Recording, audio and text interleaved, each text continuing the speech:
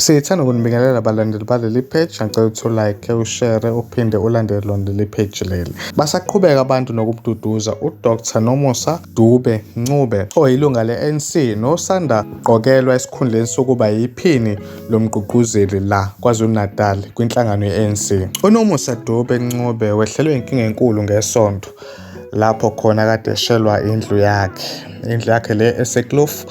Kuthiwa-ke ishe ebusuku, amanye ama-reports athi ishe ey'ntatha. Inhlanhla leyo bengekho muntu endlini isha. Into nje eyenzekile ukuthi kushe impahla yakhe cishe yonke anayo laphana-ke kulo muzi wakhe oseKloof. Iy'moto zakhe ziyabonakala kumanye amavidiyo akade trenda, zingqongqele nje zaphela zaba imlotha. Esithatheni ikhomenti eyodwa kubantu abakhomentile ngesikhathi bebuka la mavidiyo lawo okusha kwalo muzi lo kaNomusa. uSiphamandla Sipha ubhale kanjena-ke, ave ngaphatheka kabi kusho umuzi wodwa, wena ungekho phakathi, kwakufanele ushe nawe phakathi, nikhohlakele kabi nina ANC.